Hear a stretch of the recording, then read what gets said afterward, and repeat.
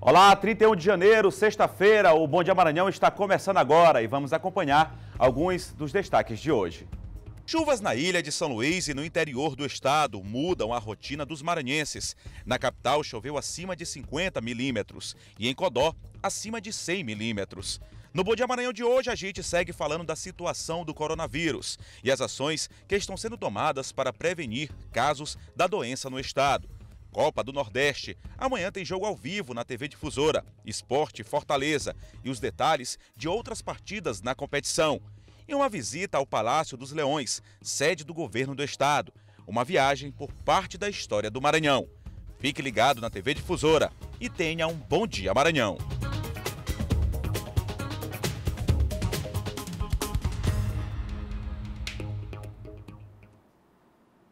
Muito bom dia, pessoal, a todos que acompanham a gente. Bom dia a todos os maranhenses, aquelas pessoas também que nos acompanham pela internet. Muito obrigado pelo carinho da audiência. Agora, 7 horas e 1 minuto. Sextou, né? Final de semana chegando, a gente trazendo muita informação, como sempre, de segunda a sexta-feira, sempre a partir das 7 horas da manhã, logo após o Bandeira 2, com meu amigo Silvan Alves, que daqui a pouco volta para participar aqui conosco também do Bom Dia Maranhão. E a gente trazendo, emendando aí, levando também muita notícia já, logo depois do Bandeira 2, aqui com o Bom Dia Maranhão, levando muita informação para você que acorda cedinho para ficar muito bem informado com responsabilidade. As principais notícias de todo o estado do Maranhão, você já sabe, você pode acompanhar aqui na TV Difusora, no Bom Dia Maranhão, de 7 até quase 8 horas da manhã, a gente levando muita informação para você. Vamos começar o final de semana juntos, né? Começando na sexta-feira, um ótimo final de semana a todos, desde já. Daqui a pouco você vai ficar muito bem informado aqui sobre várias notícias. Daqui a pouco, inclusive, a gente vai falar sobre as chuvas de ontem. Muita chuva aqui na Grande Ilha, muita chuva também no interior do estado, em vários municípios. A gente vem alertando durante todo esse mês de janeiro, tem chovido muito em praticamente todo o estado do Maranhão e ontem muita chuva, aliás, aqui e no interior do estado e também com muitos raios. Daqui a pouco a gente vai falar, inclusive, sobre essa incidência de chuvas e raios aqui na Grande Ilha e também falar da previsão do tempo no interior do estado. Várias notícias, várias informações, como eu disse, daqui a pouco tem a participação de Silvan Alves, daqui a pouco também os bastidores da política com o Diogo Cutrim e tem uma entrevista a gente falando sobre a situação do coronavírus. A gente vai receber aqui uma representante, a Lea Márcia, representante da Secretaria Estadual de Saúde, para falar das ações que estão sendo aí planejadas para prevenir que chega aqui o coronavírus ao estado do Maranhão e essas ações estão acontecendo em todo o país. 9 casos já estão sob investigação, não foram confirmados, felizmente, mas é algo que a gente precisa estar debatendo com certeza. Daqui a pouquinho, uma entrevista aqui no Bom Dia Maranhão. A gente começa essa edição do Bom Dia falando de uma situação triste. A construção é histórica e já foi ocupada por cursos da Universidade Federal do Maranhão, mas o local hoje está abandonado. Várias obras de recuperação do Palácio das Lágrimas, no centro da capital, São Luís, foram anunciadas, mas até agora os trabalhos não foram concluídos. O prédio está isolado. A aparência é de um local abandonado há vários anos. Na fachada é possível ver os sinais do desgaste. O Palácio das Lágrimas é de propriedade da Universidade Federal do Maranhão e tombado pelo Instituto do Patrimônio Histórico e Artístico Nacional. Já abrigou a Faculdade de Farmácia e Odontologia, mas está desativado há vários anos. Este professor, que faz parte da comissão responsável pela reforma e restauração, explica que uma vistoria foi feita recentemente no local. Foi constatado que estruturas fundamentais, como o telhado, ainda estão em boas condições. Mas, mesmo assim, foi necessária uma mudança no projeto. A ideia é que a gente traga o Museu de Ciências para cá, para o campus, juntamente com o planetário, e a partir dessa decisão se foi pensado um outro uso para o Palácio das Lágrimas, que é a criação da Faculdade de Música lá naquele espaço. A Faculdade de Música funciona aqui e a ideia é que essa faculdade vá para o Palácio das Lágrimas. Como houve mudança na concepção de uso do projeto, todos os projetos que se tinham anteriormente, eles tiveram que ser modificados e readequados. O sobrado é marcado por lendas, uma delas ligada a uma maldição, e explica a origem do nome. A história conta que ali vivia um homem rico e que mantinha uma espécie de harém com várias mulheres. Um escravo teria se apaixonado por uma delas, mas não foi correspondido. Ele, então, tramou a morte dos filhos do dono da casa e colocou a culpa nela. acusada injustamente, passou o resto da vida chorando e negando o crime. Além de histórias assim, o Palácio das Lágrimas mantém características importantes, como a complexa mistura arquitetônica. Para além da sua importância histórica, né, um prédio que funcionou, a Faculdade de Farmácia também é um prédio que ele, né, tem a sua história voltada também como um espaço de aprendizagem, um espaço de conhecimento, está integrado ao centro histórico. Então, o fato de você revitalizar, né, trazer vida, trazer novos usos para o centro histórico, é uma ação a mais que a universidade tem em valorizar esse legado arquitetônico que a gente tem aqui em São Luís. Então, quanto mais a universidade tem condições de revitalizar o seu acervo, ganha a cidade, né, ganha a universidade, ganha o ensino, ganha a educação e a ciência. Pois é, a gente torce, né, pela recuperação do Palácio das Lágrimas, como o entrevistado disse, funcionou a Faculdade de Farmácia, por exemplo, importante curso aqui no Maranhão, em todos os estados, né, em todo o Brasil, curso de farmácia que funciona ali, que fica bem em frente à Igreja São João, em uma parte importante, né, do centro de São Luís. Esperamos aí que possa ser recuperado o prédio. 7h06, a gente segue com o Bom Dia Maranhão e os candidatos que realizaram o Enem e ainda não se inscreveram no programa Universidade para Todos só podem fazer a inscrição até amanhã. Quem pretende escolher o Fundo de Financiamento Estudantil também precisa estar atento aos prazos. Jonas está mais aliviado com a liberação das notas do Enem para inscrição em programas na área da educação para ingresso em universidades públicas e particulares. O advogado pretende agora se formar em medicina. Estou na lista de espera para medicina na UFMA em São Luís, em 12º excedente. Aí daria para eu passar para medicina no interior, só que infelizmente não vou poder porque não tem como me sustentar lá. Segundo este professor de um cursinho pré-vestibular, a falha na correção de gabaritos do Enem e a consequente suspensão na inscrição de programas de acesso às universidades deixou os candidatos ainda mais apreensivos. De acordo com ele, o lado emocional dos estudantes que estão na expectativa de cursar o ensino superior é algo que interfere no desempenho do candidato e precisa ser trabalhado. A gente tem todo um aparato, inclusive de psicólogos, que estão aqui acompanhando rotineiramente. Nós temos grupos de oração, só para você ter uma ideia. Então a gente tem que trabalhar em todas as arestas, porque é uma pessoa como um todo. Não é só o aluno ou o estudante, é uma pessoa. E nesse momento de sai resultado, não sai resultado, eles ficam completamente arrasados, desesperados seria uma palavra, né? Inconformados. Após uma batalha judicial para a liberação da inscrição em universidades em programas do governo federal na área da educação, a partir das notas do Enem, nesta semana houve a liberação por parte da Justiça. Por conta disso, a procura de candidatos aumentou nas universidades. Nas faculdades particulares, candidatos buscam bolsas ofertadas no programa Universidade para Todos e o Fundo de Financiamento Estudantil. Para o ProUni, as inscrições seguem até o próximo sábado, dia 1º de fevereiro. A primeira chamada acontece no dia 4, já a segunda chamada acontece no dia 18 de fevereiro. Já a adesão à lista de espera pode ser feita entre 6 e 9 de março. Já para o FIES e PFIES, as inscrições estão disponíveis de 5 a 12 de fevereiro pelo site do Ministério da Educação e o resultado será divulgado no dia 26 de fevereiro. A pré-seleção e lista de espera é entre 28 de fevereiro e 31 de março. Tanto que a gente também está recebendo muita ligação, muita gente entrando em contato pelas nossas redes sociais, né? E a gente está aí com uma força-tarefa aqui na faculdade, 2 setores disponíveis para tirar dúvidas, para vir saber como é que faz a inscrição, para aderir aos programas. 7h09 e conhecida pelo tráfego intenso, a rodovia Pedro Neiva de Santana, entre Imperatriz e João Lisboa, ganhou um novo conjunto semafórico. A iniciativa pretende diminuir o número de acidentes no local. A faixa de pedestres em frente à Escola Paulo Freire também é opção para ciclistas na Avenida Pedro Neiva de Santana, que trafegam próximo ao cruzamento com a Avenida Liberdade, acesso à região da Grande Cafeteira. É a forma mais segura que Raimundo Nonato encontra, mas há até poucos dias ficava complicado. O conjunto de semáforos ficou meses funcionando só no amarelo. Pelo menos assim, essas passagens aqui melhorou muito, né? Esse sinal aqui ninguém nem achava coragem de passar aqui. Hoje não, hoje a gente já passa tranquilo aqui, né? As pessoas também já estão começando a obedecer aqui esse sinal aqui, né? Segundo pessoas que trabalham aqui nas proximidades ou passam por aqui todos os dias, o semáforo apresentou o problema por um período de aproximadamente 10 meses. Durante todo esse tempo, a situação foi mostrada por várias vezes aqui pela TV Difusora Sul. Somente esta semana, o conserto foi realizado. O problema era o interruptor, que fica neste poste na calçada da escola. O equipamento foi substituído. O fluxo intenso de veículos nas duas pistas da avenida que liga Imperatriz a João Lisboa foi prejudicado com a falha no semáforo, o que contribuiu para vários acidentes. Esta vendedora trabalha próximo ao local. Quase um ano. Arrumaram que dia? Nossa, de ontem. Agora melhorou, né? Ficou bom. Continuar, né?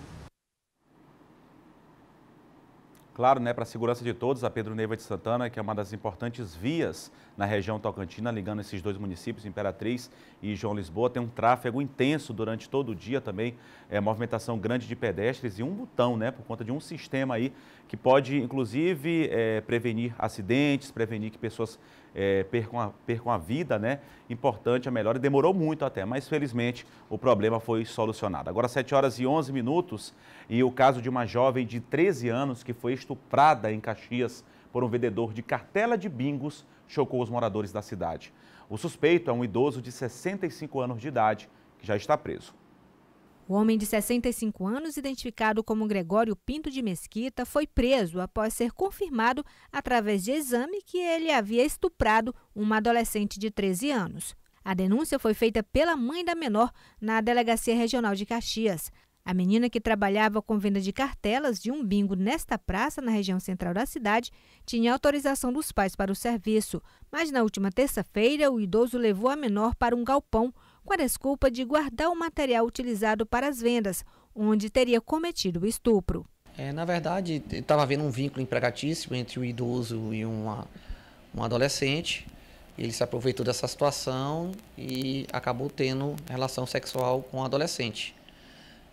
Por cautela, a gente não pode divulgar nome de agressor e nem da adolescente, por conta da nova lei de abuso de autoridade, mas os procedimentos já foram feitos, foi lavrado auto de prisão em flagrante e o inquérito corre em segredo de justiça, mas foi comprovado a constituição carnal e foi remetido para o judiciário para que na audiência de custódia seja exercido o controle de legalidade do auto de prisão em flagrante.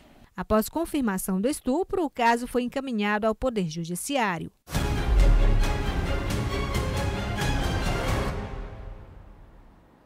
A gente segue falando de segurança aqui no Bom Dia Maranhão, já aqui comigo, Silvan Alves. Muito bom dia, Silvan. Bom dia, Eduardo. Bom dia a todos. Silvan, a gente começa falando de um homicídio que aconteceu aqui na capital, em frente a um shopping importante, a Avenida Daniel de Latouche, uma avenida movimentada, e que a polícia segue investigando o caso, né? Uma equipe da SHPP, Superintendência de Homicídio e Proteção à Pessoa, esteve no local fazendo os levantamentos.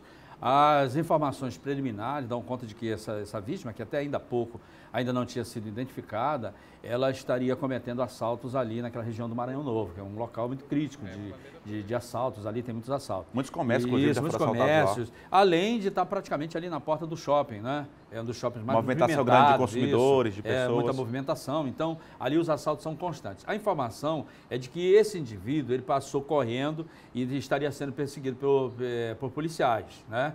E depois foi ouvido o disparo, e aí os moradores, ele caiu praticamente bem em frente àquele prédio que tem ao lado do shopping, ele caiu na calçada lá, e aí os moradores constataram logo que ele havia entrado em óbito. Ligaram para a polícia, foi acionado o ICRIM, foi acionado a SHPP, que agora tem um plantão, né, que acompanha em loco aí. O delegado, como ainda não tem uma autoria definida, o delegado do plantão hoje está solicitando junto à SHPP as imagens das câmeras de segurança do shopping, né, que pega toda aquela região ali, dos prédios ali próximo, para entender a dinâmica do crime e, quem sabe, identificar o autor do disparo. E ajuda sempre as investigações. Sim, aí, a questão das imagens que são captadas aí por câmeras de vídeo monitoramento. Silvan, outro caso que aconteceu aqui de muita repercussão no bairro da Santa Efigênia, também aqui na capital São Luís, foi uma mulher que acabou assassinando a outra, utilizando uma chapinha, que inclusive já está presa, né? A Daniela, ela acabou matando a dona Francisca.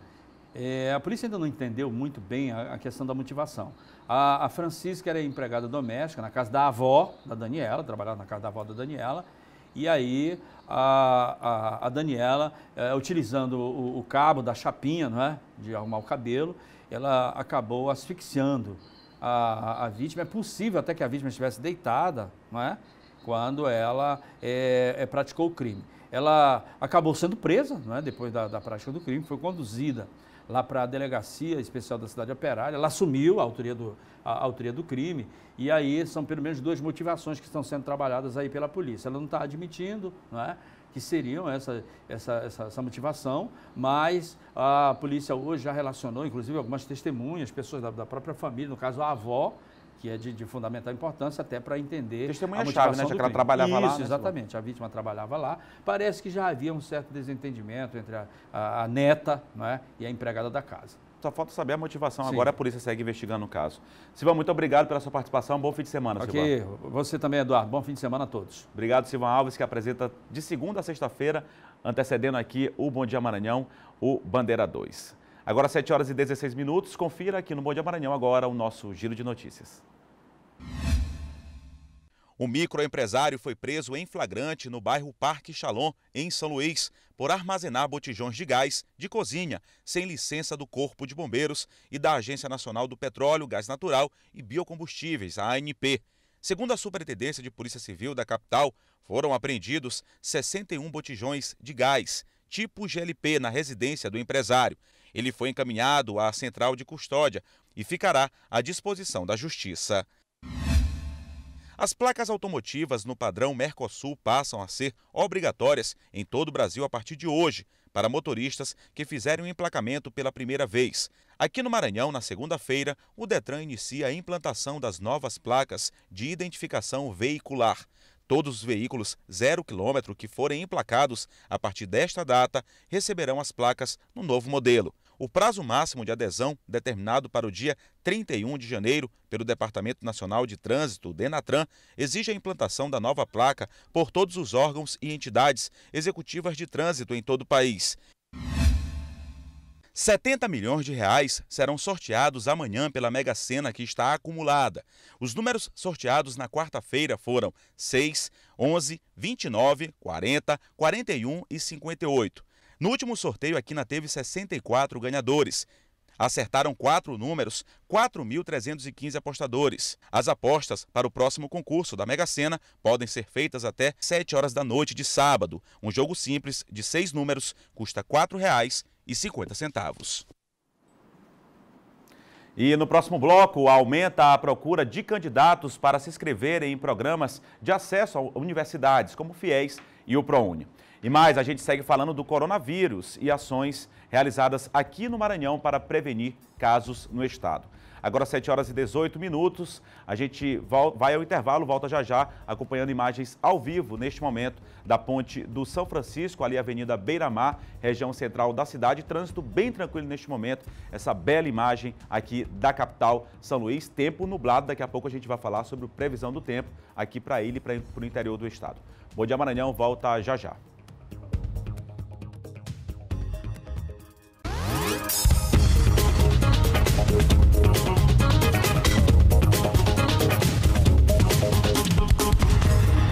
Sete horas e 21 minutos, o Bom Dia Maranhão está de volta e no início do jornal a gente falou sobre essa situação das chuvas aqui na capital São Luís, na ilha também e em municípios do interior do estado. Quem traz informações ao vivo agora para a gente mostra inclusive como é que está o tempo, como é que amanheceu São Luís nesta sexta-feira, começando o final de semana. É Eduardo Bueno que vai falar também sobre a previsão de ontem. Choveu muito, né, Bueno, aqui na capital São Luís, em toda a ilha, com muitos raios, inclusive no interior do estado também muita chuva. Fala para a gente como é que está o tempo agora na manhã desta sexta-feira e traz detalhes aí de como foi aí, como é que foi esse cotidiano, como é que foi a vida do ludovicense e dos maranhenses nesta quinta-feira de muita chuva aqui na capital e no interior do estado também. Muito bom dia a você, bom trabalho.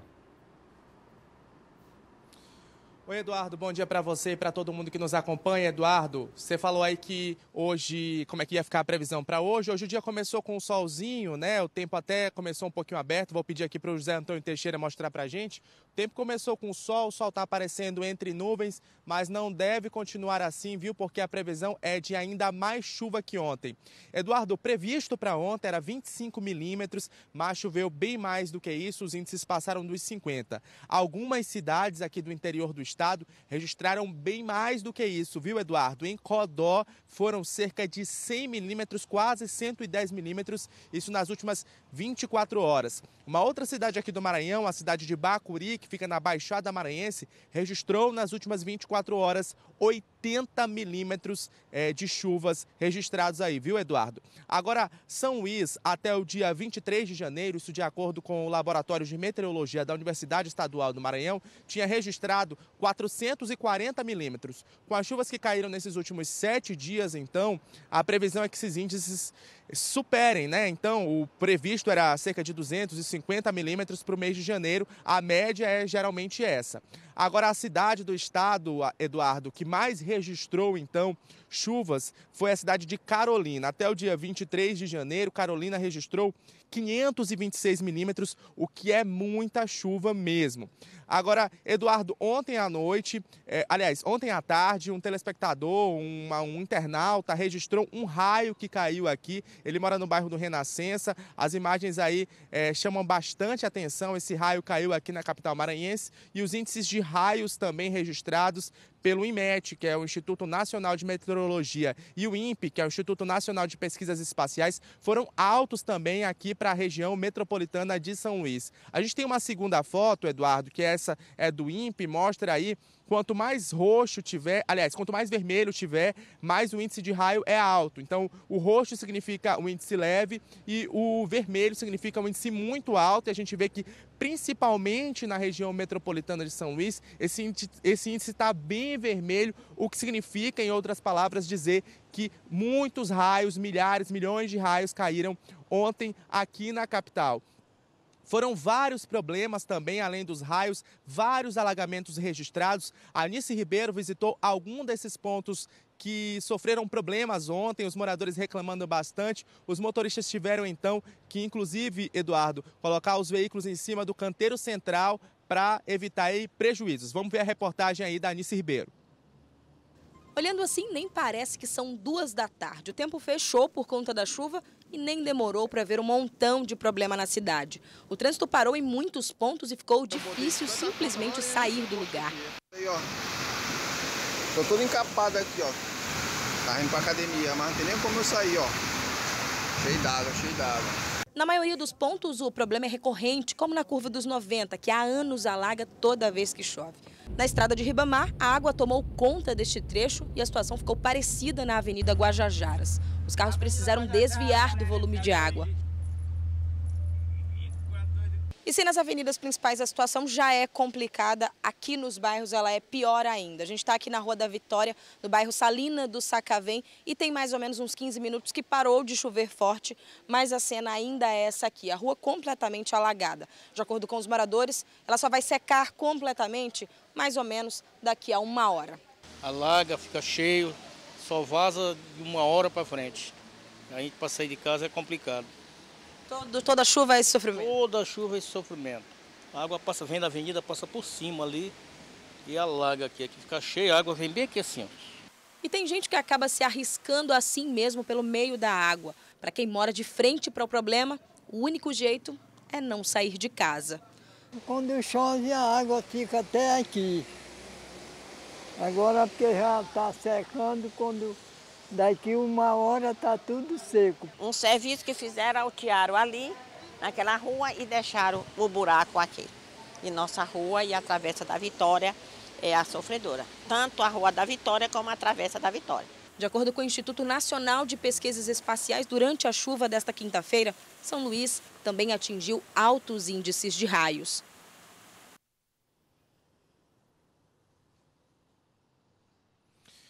Pois é, Eduardo, como você viu aí, os nossos telespectadores aqui do Bom Dia Maranhão acabaram de ver, foi um dia aí marcado por transtornos e vem mais água por aí. Agora tem uma explicação, viu, para esse aguaceiro todo. É a zona de convergência intertropical. É um corredor de nuvens que se forma todos os anos. É esse corredor que comanda o regime de chuvas aqui para a parte norte, a região norte do estado. Só que esse ano ele está sendo potencializado pelas águas mais quentes do Atlântico. O que ela faz? O que faz esse fenômeno? Ele puxa essa zona de convergência intertropical cada vez mais para perto aqui da costa, o que causa, então, essa quantidade de chuvas enormes que estão caindo esse ano. Então, segundo o Laboratório de Meteorologia da UEMA, nos últimos anos a gente vem aí de uma sequência de dias aí, ou de meses, né, ou de temporadas de chuvas mais intensas, mas a previsão é que esse ano supere, então, esses últimos anos, o que pode colocar 2020 aí como um dos anos mais chuvosos da história aqui do Maranhão. Viu, Eduardo? A gente volta para o estúdio com você,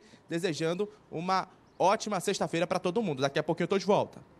Obrigado, Eduardo Bueno, pelas suas informações. Está aí, então, o Bueno mostrando a reportagem também da Anice, que mostrou a situação que ficou a ilha também. Bueno falando da situação no interior do estado em relação à questão das chuvas. A previsão para hoje é de mais chuvas, muitos transtornos aí, tanto aqui na capital, na Grande Ilha, quanto em municípios do interior do estado, que choveu bastante. Vamos saber, por falar em questão de tempo, chuvas, vamos saber como é que vai ficar a previsão do tempo para hoje, sexta-feira, final de semana apenas começando. A gente inicia aqui pela capital São Luís, previsão para essa sexta-feira de sol com muitas nuvens durante o dia, períodos de nublado com chuva a qualquer hora, expectativa, previsão de mais chuva para essa sexta-feira aqui na capital maranhense, mínima de 25, máxima de 29 graus. A gente segue para a cidade de Imperatriz, sol e aumento de nuvens pela manhã e pancadas de chuva à tarde e à noite também na cidade de Imperatriz, mínima de 22, máxima de 34 graus. Seguimos agora para a cidade de Caxias, previsão para essa sexta-feira de sol com muitas nuvens, pancadas de chuva à tarde e à noite também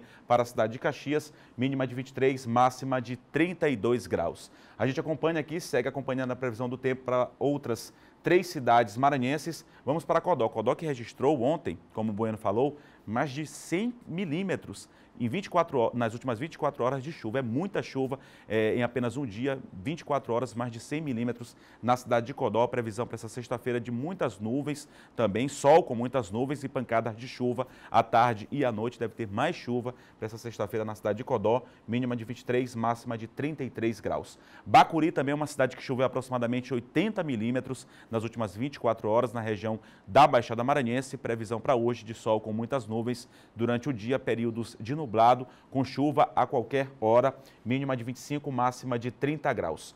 Para finalizar, Balsas, mais para o centro-sul do estado, previsão para essa sexta-feira de sol e aumento de nuvens pela manhã e pancadas de chuva à tarde e à noite, chovendo em praticamente todo o estado do Maranhão, como a gente vem acompanhando, é só o mês de transição, né, janeiro. Mínima de 22, máxima de 33 graus para a cidade de Balsas. A gente segue com o Bom Dia Maranhão, agora 7 horas e 30 minutos, ainda falando de chuva, com o período chuvoso, existe a preocupação com a poluição dos rios, em Imperatriz. Moradores reclamam da falta de limpeza desses riachos. O Riacho Santa Teresa é um dos que corta o bairro Nova Imperatriz. A população foi construindo residências às margens e hoje é possível encontrar trechos estreitos. O lixo deixado nas calçadas pode cair no leito e contribuir com a obstrução.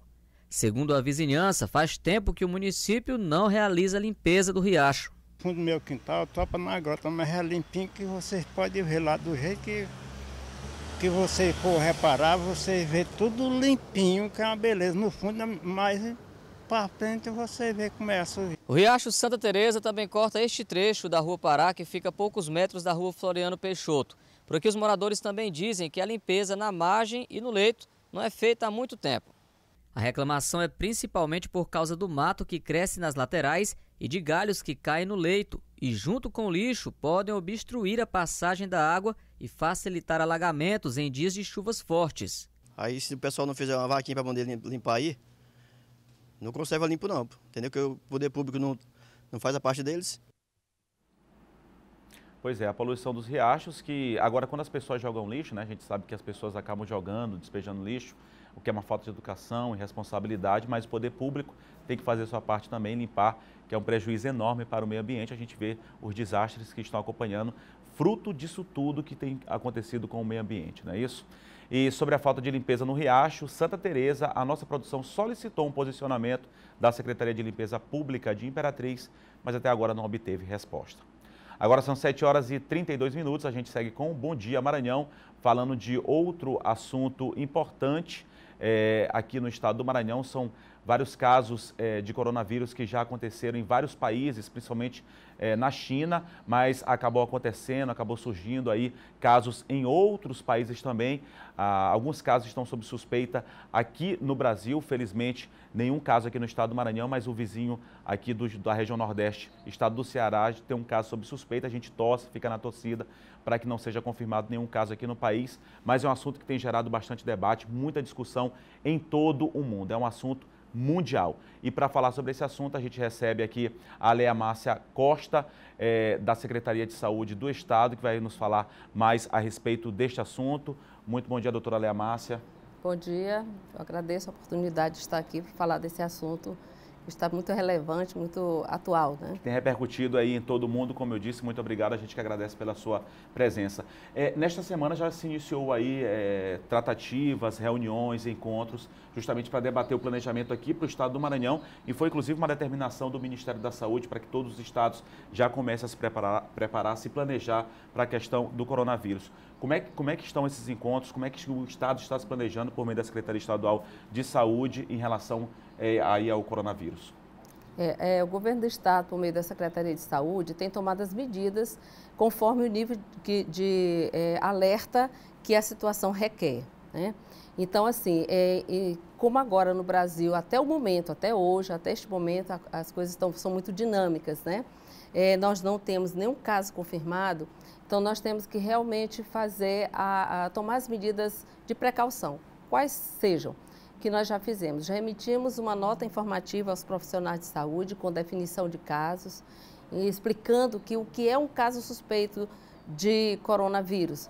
É aquela pessoa que esteve na China nos últimos 14 dias ou que teve contato próximo a um caso confirmado ou um caso suspeito.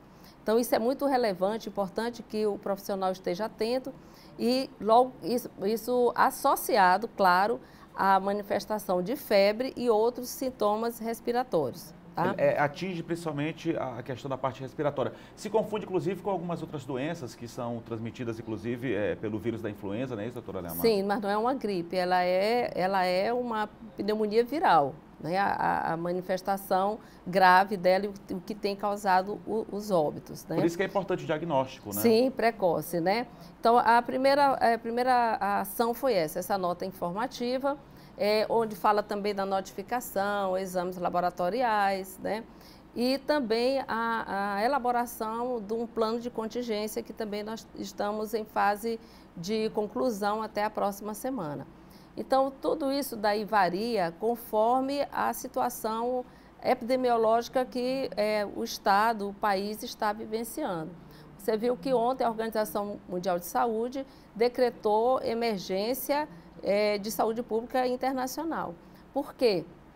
Porque os casos eles já não estão mais só associados a quem veio da China. Nos países que já têm caso confirmado, exemplo dos Estados Unidos, já teve um caso, né, onde a pessoa adoeceu lá a partir do caso confirmado de lá. Então, já existe uma transmissão, o vírus já está circulando fora do vínculo direto com a China, né? Então, assim, e o fato de ser um vírus novo, né, tudo isso daí, a população está muito vulnerável, não tem vacina, né? Inclusive a vacina ainda está em estudo. O fato de ter sido liberado rapidamente o código genético do coronavírus, isso fez com que a comunidade científica estivesse já estudando a possibilidade de uma vacina. A Austrália e Estados Unidos estão procurando, de forma que aqui no nosso estado nós estamos em alerta, né? Procurando realmente identificar, sabendo que a entrada por portos e aeroportos, elas são sob responsabilidade da Anvisa, que está tomando seus devidos cuidados, e da nossa parte é preparar a rede também assistencial para, caso extrapole esse controle, nós estejamos capazes e aptos a atender adequadamente essas pessoas. Claro que a gente fica na torcida para que não chegue, mas tem que sim, claro, haver esse planejamento, já que é um vírus que está circulando aí em vários países. A senhora falou dos Estados Unidos, mas também na China, claro, onde surgiu, mas Taiwan, Tailândia, Japão, outros países que já registraram 17 casos. países. 17 países ao todo. Então, é um assunto delicado, preocupante, que tem que ser debatido. A gente tem uma cartela aqui para a gente mostrar, doutora Léa Márcia, eu queria que a senhora acompanhasse com a gente, envolvendo a situação especificamente aqui do Brasil. A gente falou de outros países, mas a situação aqui do Brasil. Fonte aí pelo Ministério da Saúde, o repasse das informações pelo Ministério da Saúde, foram 43 casos que foram notificados, 34 casos, a grande maioria, felizmente, foram descartados e 9 casos estão sob investigação. Um deles, eu até chamava a atenção, é aqui no estado do Ceará, vizinho nosso, na região Nordeste. A gente acompanha, inclusive, aí tá aí os casos. Minas Gerais registrou aí um caso sob suspeita ainda, claro, não tem nada confirmado. Rio de Janeiro, um caso também. São Paulo, a maioria, 3. Rio Grande do Sul, 2. Paraná, 1. E Ceará, também 1, que é o caso que a gente falava que é o mais próximo aqui, o estado do Maranhão. Mas não é motivo para alarde, preocupação, claro, tem que ter a prevenção, planejamento, mas não é motivo para desespero. A gente, inclusive, tranquiliza as pessoas. Mas, claro, tem que haver esse cuidado, esse planejamento, não é isso? Sim, esses casos que estão sob investigação estão aguardando o resultado de exames, né? E caso venha realmente a ser confirmado algum desses estados, aí já muda, inclusive, o alerta nacional, né? Então, já passa a ser risco iminente, não, já é decretado emergência de saúde pública. Então, de forma que o fato de ser próximo do Ceará não favorece que venha aqui para o Maranhão, porque, na verdade, o fluxo que a gente pode observar, que se sabe, nós não temos voo direto para a China. Todas as pessoas que chegam de lá vêm para São Paulo ou pelo Rio. Vem de outros estados, né? Então já passaram, digamos assim, por uma triagem, uma pequena triagem que já está ocorrendo nesses grandes aeroportos. E aqui passa por uma segunda, né? Então, assim, caso fure esse bloqueio, né, aí, como eu falei, nós devemos realmente estar preparados e nós temos nossa rede já está atenta, né, para questionar se a pessoa tem tosse, tem febre, tosse, e não custa nada perguntar, você viajou recentemente para a China ou teve contato, aí você faz a investigação, né? Então, assim, de forma que o que a gente recomenda são aqueles cuidados básicos mesmos em relação às viroses. A lavagem das mãos sistematicamente, a higienização, né? É a etiqueta mesmo, né? Fundamental. Evitar tossir ou espirrar próximo a outras pessoas, né? Se tiver realmente tossindo bastante ou com esses sinais e sintomas, evitar aglomerados, né? E procure um posto de saúde, um hospital, para se tratar, né, de se diagnosticar, é importante isso, também, né? Exatamente. E assim, também evitar, o que é mais importante é evitar a propagação, né? Usar o lenço de papel e descartá-lo nesses momentos. Então, é importante que a gente esteja alerta, e nós estamos nesse alerta. O Estado do Maranhão, o governo do Estado está atento e de forma que esperamos, de fato, né, que não chegue. Mas na vigilância epidemiológica a gente tem que se preparar como se fosse acontecer. Tá, só para finalizar, doutor Léa Márcia, a gente percebe por parte de algumas pessoas, inclusive, um repúdio, uma defesa em relação a chineses que se encontram aqui, orientais que se encontram, por exemplo, ali na Rua de Santana tem bastante, o comércio muito forte. Não tem nada a ver uma coisa com a outra, né? E você falou uma coisa muito importante. As pessoas estão com um certo preconceito contra os orientais, os chineses. O fato dele ser chinês, ser um oriental, não quer dizer que ele esteja portando coronavírus. São pessoas que residem aqui há muito tempo, aqui em São Luís. A preocupação é maior de quem chega, na verdade, né? É de quem chega. E se eles, ou qualquer um de nós, qualquer pessoa, nós temos estudantes que estão fazendo mestrado, estudando lá. Inclusive uma maranhense que está querendo, inclusive, voltar, a gente está sabendo, porque ela, sim, tem que se fazer ter um controle maior, saber toda a situação de saúde dela. Mas os que residem aqui, que não foram para lá, é importante que não tenha esse afastamento. Preconceito, defesa, né? Tá bom. Doutora Léa Márcia, muito obrigado pela sua participação, pelos esclarecimentos. Bom planejamento por parte da Secretaria Estadual de Saúde do Maranhão, por parte do governo do estado como um todo, e a gente torce não só aqui o estado do Maranhão, mas que todo o Brasil possa estabelecer uma defesa grande envolvendo essa questão do coronavírus. Muito obrigado pela sua presença. Eu que agradeço a oportunidade. Obrigado, doutor Léa Massa. A gente segue aqui com o Bom Dia Maranhão e no próximo bloco, Copa do Nordeste. Amanhã é dia de jogo ao vivo, aqui na tela da TV Difusora, e você vai acompanhar como foi a partida entre CRB e Santa Cruz. E mais, uma visita ao Palácio dos Leões, sede do governo do estado, uma viagem pela história do Maranhão. Agora são 7 horas e 42 minutos, a gente acompanha imagens ao vivo neste momento da Praça Gonçalves Dias, bela imagem. O intervalo é rapidinho, a gente volta já já com outras informações aqui no Bom Dia Maranhão.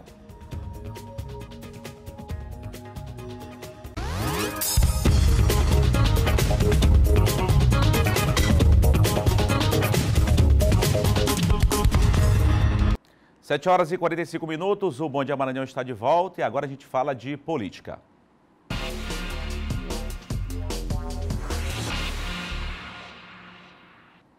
Os bastidores da política já aqui comigo, como sempre, John Coutrinho. Muito bom dia, John. Bom dia, Eduardo. Bom dia a todos. John, a gente começa falando de um encontro que vai acontecer hoje, talvez por um futuro partido aí do presidente Jair Bolsonaro.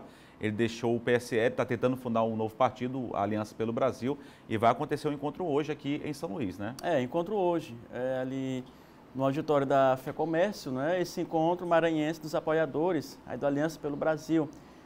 Quem não sabe que a Aliança pelo Brasil é como você falou, Eduardo, é o partido que está sendo criado pelo presidente Jair Bolsonaro, né? E está numa fase de recolhimento de assinaturas. São necessárias aí quase 500 mil assinaturas nesta primeira fase para aí a criação do Aliança pelo Brasil. E eles estão aí numa mobilização em todo o país, em todos os estados, né? Aqui em São Luís, no Maranhão, não é diferente. A meta aqui em São Luís que foi dada era ao entorno de 13 mil assinaturas neste primeiro momento, mas os apoiadores aí do Aliança pelo Brasil já conseguiram recolher 4 mil assinaturas. Portanto, presentes hoje nesse evento, e começa às 15 horas ali no auditório da FEComércio, o Admar Gonzaga, aquele que está à frente na questão jurídica da criação do partido. Admar Gonzaga é ex-ministro do Tribunal Superior Eleitoral, do TSE. E o Coronel Monteiro, que é representante aqui local, além de uma outra advogada, o deputado federal também, alguns deputados de fora. E a expectativa de que o presidente Jair Bolsonaro ou envie uma mensagem ou participe por teleconferência, videoconferência, aliás.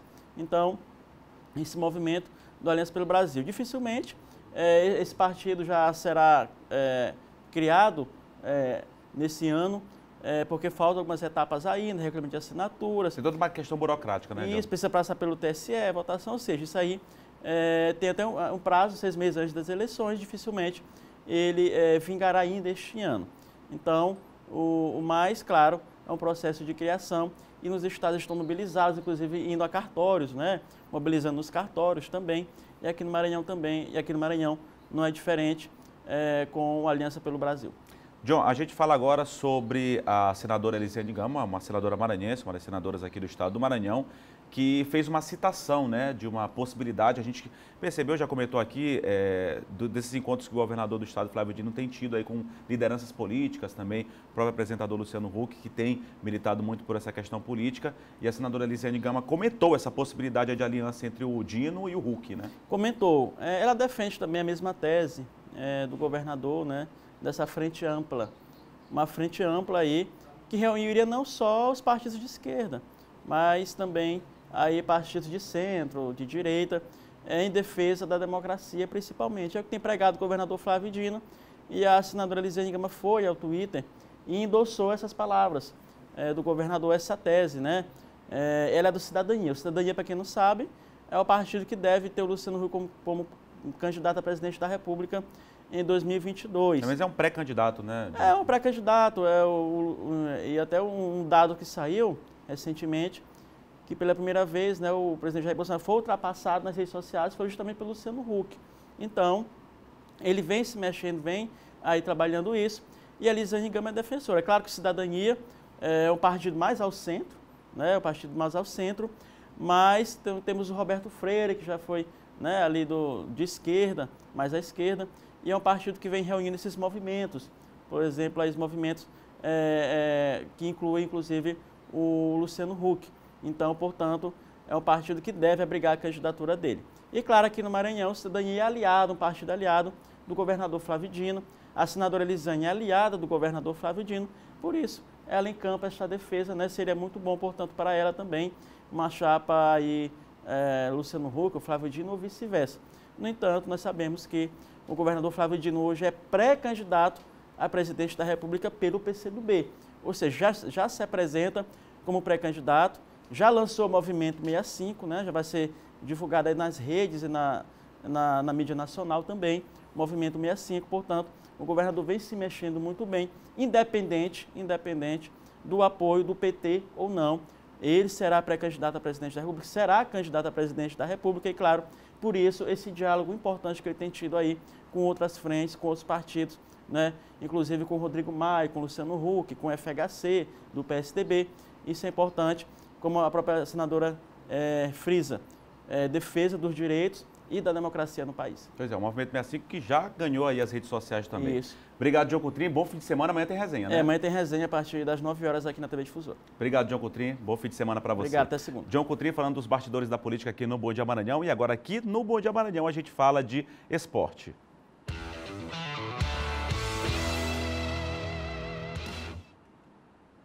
Destacando a Copa do Nordeste, CRB e Santa Cruz se enfrentaram ontem pela Copa do Nordeste. Vamos ver como é que foi o jogo. A bola rolou e o Santa até começou ofensivo, mas a tabela entre Michael Félix e Paulinho, Claudinei conseguiu interceptar. O CRB respondeu e até tentou um chute longo, mas ele ficou sem direção logo em seguida. Eric avançou bem, invadiu a área e desabou, mas o juiz disse que nada houve. Ainda ofensivo, Longini recebeu uma boa bola, dominou e mandou um tiro no gol, sem chance para o goleiro.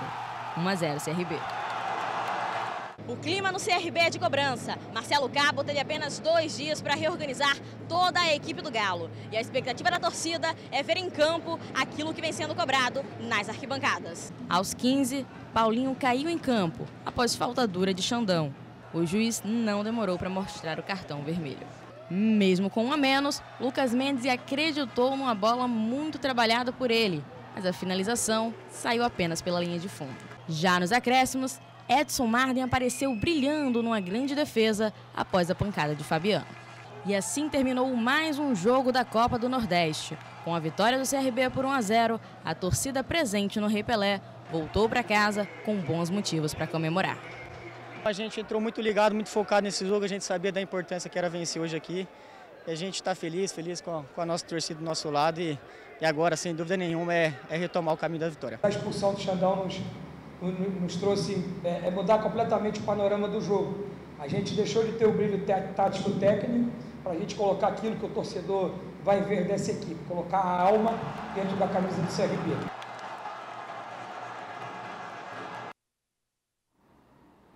Pois é, porque você vê como a Copa do Nordeste é uma competição equilibrada, é a maior competição regional do país, né? A mais importante do primeiro semestre, a Copa do Nordeste.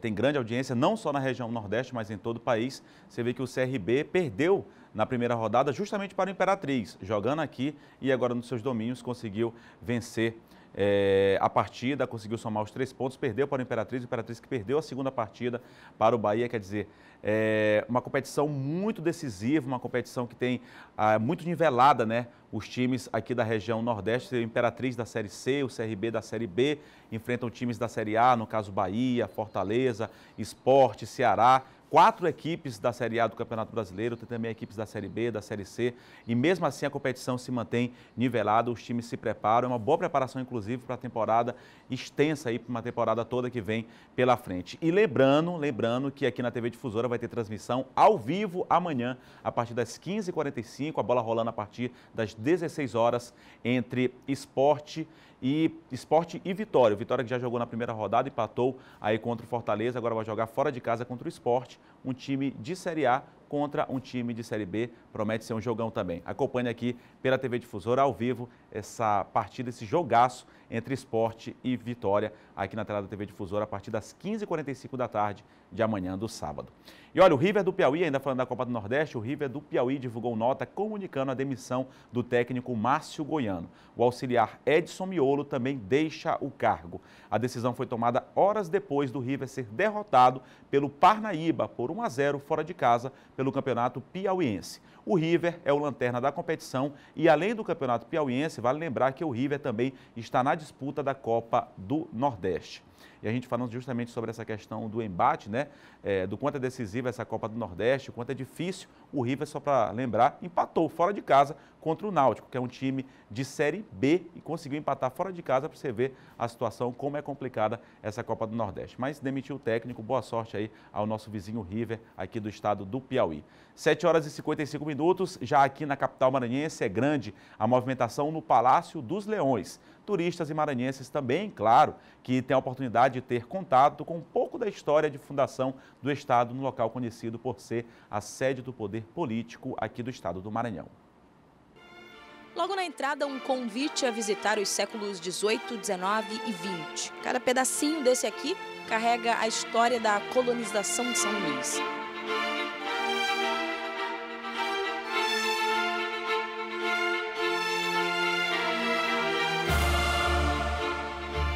Desde as pinturas da coleção de Arthur Azevedo ao piano de mais de 100 anos, ou a pintura Tríade sobre a Fundação Francesa de São Luís de 1973, do artista maranhense Floriano Teixeira. Tudo isso compõe o cenário do Palácio dos Leões, onde se concentra a sede do governo do Maranhão. O prédio de 3 espaços reserva um para visitação e em 2019 recebeu mais de 95 mil visitantes. Cada ambiente ele tem sua história peculiar. Nós temos o Salão Dourado, que tem uma técnica de madeira ou de folhas de ouro sobre madeira. Nós temos o Salão de Música, que é um estilo totalmente diferente, Luiz Felipe, de móveis.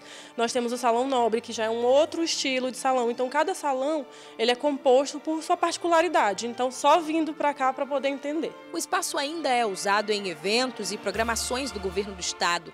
Daqui da sala de banquete, por exemplo, é possível ter acesso a uma das mais belas vistas do lugar, o Jardim do Palácio. E bem ao fundo, o contraste da evolução da capital. O programa é uma das principais opções de lazer, inclusive para os maranhenses. É que a maior parte do público que visitou o palácio no ano passado era daqui. As visitas são guiadas também em inglês, francês, espanhol e libras. Tudo para deixar o visitante mais pertinho da nossa história.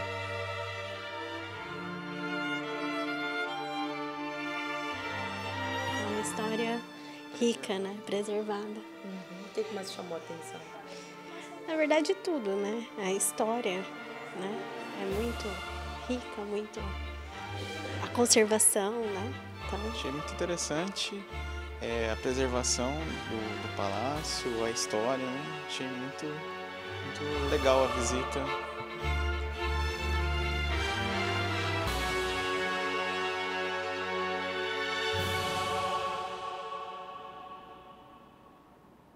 Pois é, vale a pena, em meio aí à folia, tirar um tempo para ir visitar o Palácio dos Leões, vários outros museus, palácios, enfim, casarões que vale a pena conhecer. E eu fico muito feliz quando eu percebo que maranhenses estão aí em busca, estão procurando se informar sobre a história do seu estado de origem. E, claro, os turistas também que chegam, é um destino certo a ser procurado. E importante também que o governo e o poder público abra as portas para as pessoas, não só os maranhenses, mas turistas, quem quiser poder acompanhar um pouco da história. Isso é a sede, principal sede do governo do estado, aí do poder executivo do estado do Maranhão, e abre as portas para que as pessoas possam conhecer, claro, com toda a cautela, com todo cuidado, porque são peças raras e nós temos que preservar, não é isso?